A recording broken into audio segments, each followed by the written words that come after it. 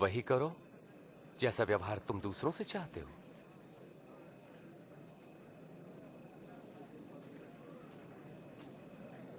यदि तुम अपनों से प्रेम रखने वालों से प्रेम रखते हो तो तुम्हें आशीष क्यों कर मिलेगी? पापी भी अपने प्रेम रखने वालों से प्रेम रखते हैं। और यदि स्वयं पर भलाई करने वालों की भलाई करते हो तो तुम क्यों कर आशीष पाओगे?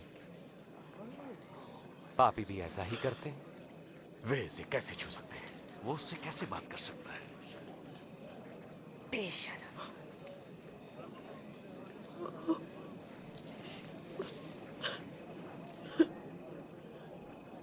नहीं, शत्रुओं से प्रेम रखो, उनका भला करो, उधार देकर वापसी की आशा न रखो, तब तुम्हें बड़ा प्रतिफल मिलेगा। तुम परम प्रधान परमेश्वर की संतान ठहरोगे। वो दुष्टों और आभार न मानने वालों पर भी कृपालु है। दयावंत बनो जैसा तुम्हारा परम पिता दयावंत है। यीशु, हमें बचाइए। आरोप मत लगाओ तो तुम पर भी नहीं लगेगा। दोष मत लगाओ तो तुम पर भी दोष नहीं लगेगा। क्षमा करो तो तुम्हें भी क्षमा मिलेगी। प्रभु, हमें अपने मार्ग पे चलाएं।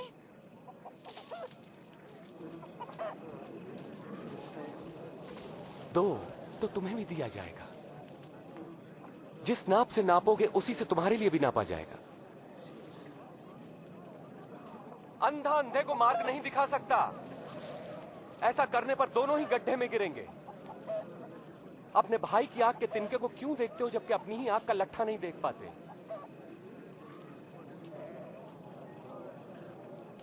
प्रभु, हमारा मार्गदर्शन करें। प्रभु, हमें आपकी आवश्यकता है। धन्य है वो माता जिन्होंने आपको जन्म दिया और पाला। पर वे कितने धन्य हैं जो परमेश्वर का वचन सुनते और मानते हैं। मैं इस व्यक्ति को जानना चाहूंगा। तुम्हारा क्या ख्याल है? वे मसीह हैं?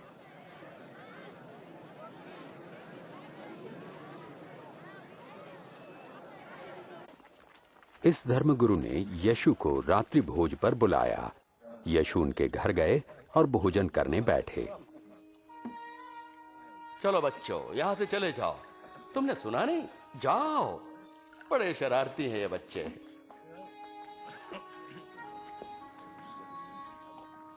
ये यहाँ क्या कर रही है? मुझे नहीं पता।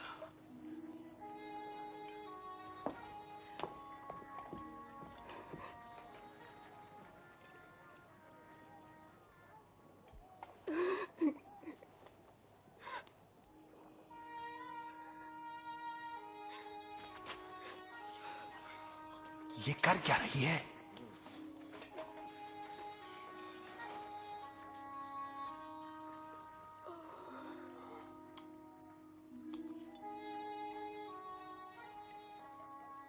यदि ये मनुष्य सचमुच कोई भविष्यवक्ता होता तो जान लेता कि ये स्त्री कैसी है जो उसे छू रही है। वो जानता कि वो कैसा पापमय जीवन जी रही है। मैं जानता हूं कि ये स्त्री कौन है शिमोन। मैं तुम्हें एक बात बताता हूं। किसी महाजन के दो कर्जदार थे। एक पर 500 और दूसरे पर 50 रुपए का कर्ज था। दोनों ही कर्ज चुकाने की स्थिति में नहीं थे। उसने दोनों का कर्ज माफ कर दिया। उससे अधिक प्रेम कौन करेगा? मेरे ख्याल से जिसका अधिक कर्ज माफ हुआ। तुमने ठीक कहा। इस स्त्री को देखो। मैं तुम्हारे घर आया, तुमने मुझे पैर धोने के लिए पानी भी नहीं दिया, पर इसने आंसुओं से मेरे पैर धोकर अपने बालों से पोंछा। तुमने चुंबन से मेरा अभिनंदन नहीं किया, पर जब से मैं आया हूं तब से इसने मेरे पांव चूमना न छोड़ा। तुमने मेरे सिर पर तेल नहीं मला, पर इसने मेरे पांव पर इत्र उड़ेला है।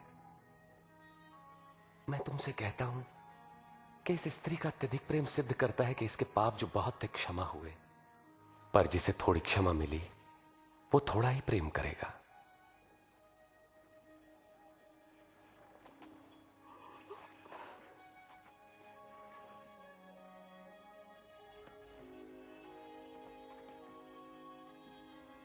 तुम्हारे पाप क्षमा हुए।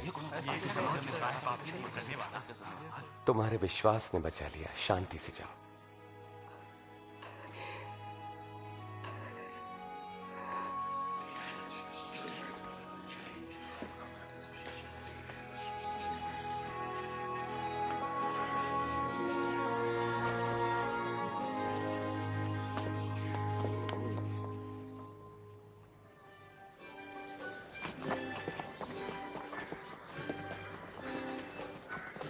प्रभु यीशु जगह जगह परमेश्वर के राज्य का शुभ संदेश देने लगे। उनके साथ थे 12 शिष्य और दुष्ट आत्माओं से मुक्त की गई कुछ स्त्रियां, मरियम जो मगदलीनी कहलाती थी, योअन्ना जिसका पति खोजा हेरोदेस के दरबार में भंडारी था, और सुसन्ना।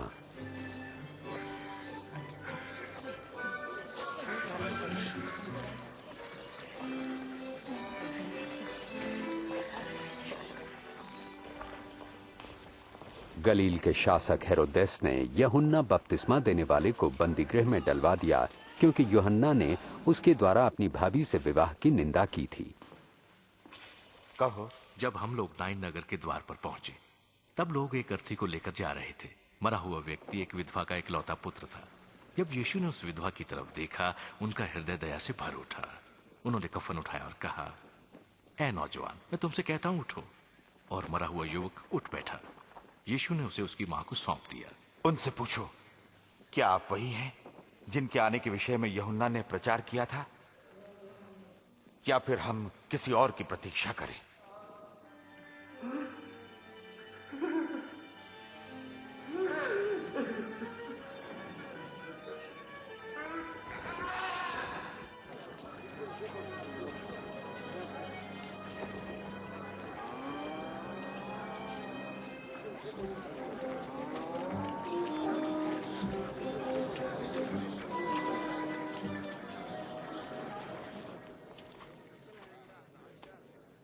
गुरुजी,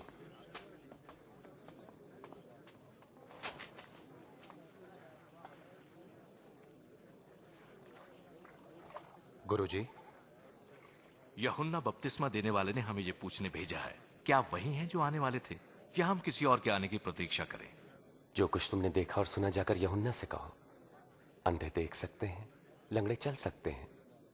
धन्य हैं वे लोग जो मुझ पर संदेह नहीं करते।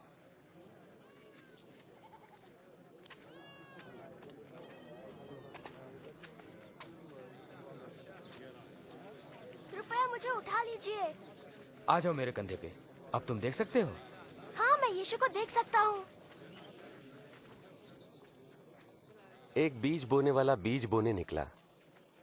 बोते हुए कुछ बीज मार्ग के किनारे गिरे और रौंद डाले गए, और पक्षियों ने उन्हें चुग लिया। और कुछ पथरीली भूमि पर गिरे। जब वो उगे तो पानी न मिलने के कारण वे सब मुरझा गए। और कुछ झाड़ियों के बीच में गिरे। झाड़ियों ने साथ साथ बढ़कर उन्हें दबा दिया। परंतु कुछ बीज अच्छी भूमि पर गिरे, और सभी पौधों ने उगकर फल दिया, प्रत्येक ने 100 गुना। गुरुजी, जब भीड़ जमा होती है तो उदाहरणों में क्यों बातें करते हैं?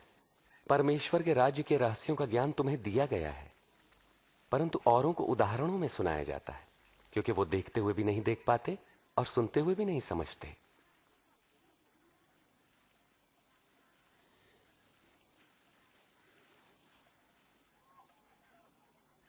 इस उदाहरण का अर्थ यह है,